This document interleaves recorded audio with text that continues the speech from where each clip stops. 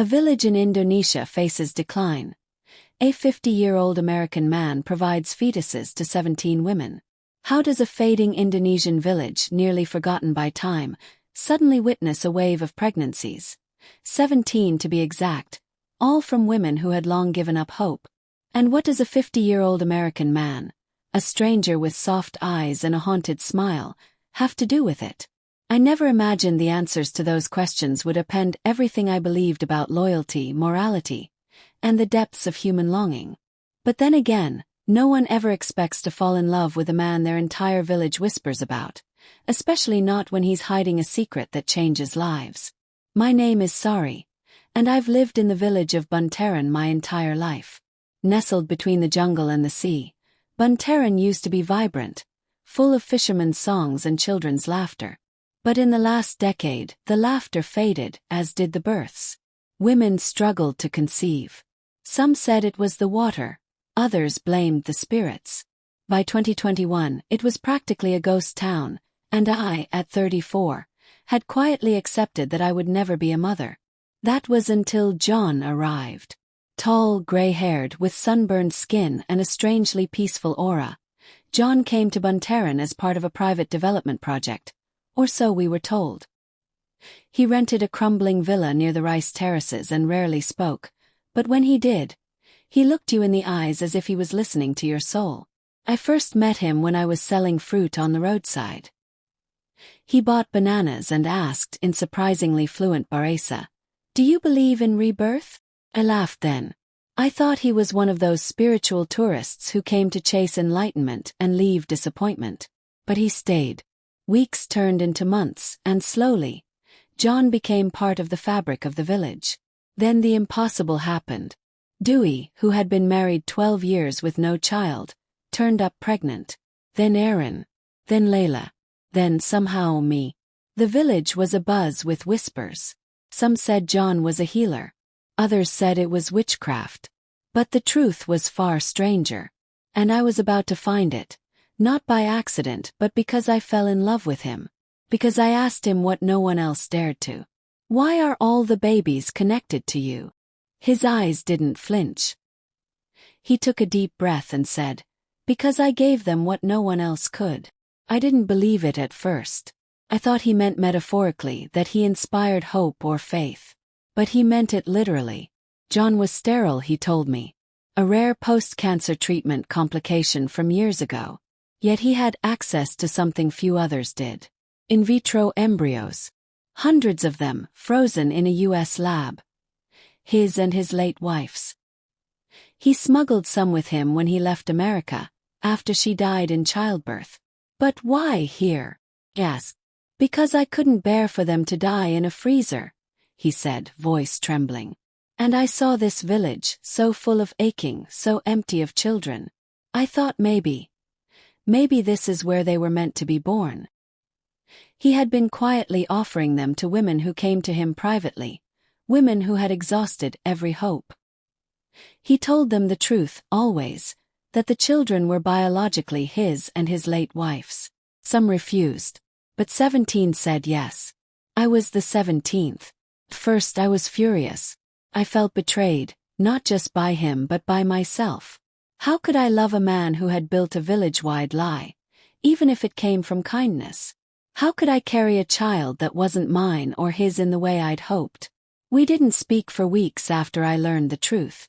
But pregnancy has a way of making silence unbearable. One evening during the rainy season, I went to his villa. He was sitting on the porch, the rain soaking his shirt, his hands trembling. "I was trying to do something good," he said. "But I never expected to fall in love again." My tears mixed with the rain. "You should have told us." "I know. And what happens when the truth spreads?" He looked up. "Maybe they'll hate me. Maybe they'll love their children so much they won't care." The village, of course, found out eventually. Secrets don't stay buried in Buntaran. Some were outraged. Husbands demanded tests. Few left, but most stayed. 'Cause by then the babies were real. They kicked. They cried. They smiled. And somehow they made the village come alive again. And John, he never denied his role. He met with every family, answered every question, took responsibility. But for me, the questions went deeper. Who was I, now that I knew I wasn't just in love with a man, but a story larger than both of us? The turning point came one morning as I held my newborn son, Arya, and noticed the dimple in his left cheek. John had the same one. I watched John playing with another child, Dewey's daughter, splashing in a bucket of rainwater. The children gravitated toward him like iron to magnet. They didn't know what he'd done, not yet, but they felt it. He was a part of them. That night, I asked the question that had haunted me for months. Do you love these children? He turned to me quietly. They're the only pieces of Sarah I have left. Sarah was his wife. A violinist, he once told me, who died while carrying their twins. Only one embryo had been viable. He couldn't bring himself to destroy the rest. I thought I'd be giving them away, he whispered. But now, it feels like they're giving something back to me.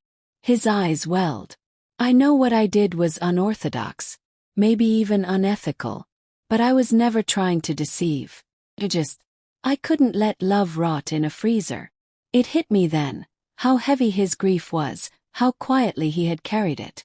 And how none of us, not the women, not the babies, not even me, were just participants in some scandal. We were fragments of his healing. I forgive you, I said, and I meant it. He looked at Arya, sleeping peacefully.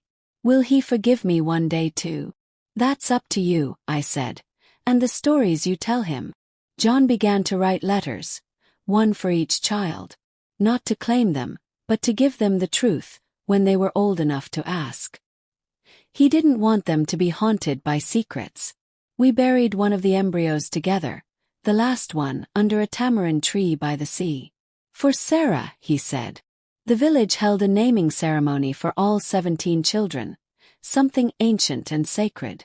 For the first time in decades, there were baby cries echoing across the rice fields, children on hips, life in the streets.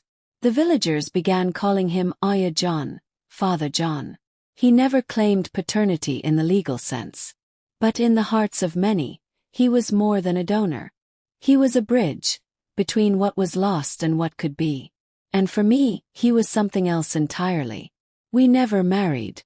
There was no need. What we had transcended the paperwork of love. He stayed, I stayed, and we raised Arya in the house by the terraces. Every now and then, someone from the outside would come, asking questions, journalists, fertility researchers, even government officials. But none stayed long. The story was too strange to fit into boxes. 17 children grew, learned, laughed. The village of Buntaran began to thrive again, not just in numbers but in spirit. School was built. Small clinic opened. Women from neighboring towns began visiting, not for fetuses but for hope. Sometimes, I wonder what will happen when Arya is old enough to ask where he came from. I think I'll tell him the truth, but not all at once. I'll tell him about Sarah, the violinist who lived through melodies and love.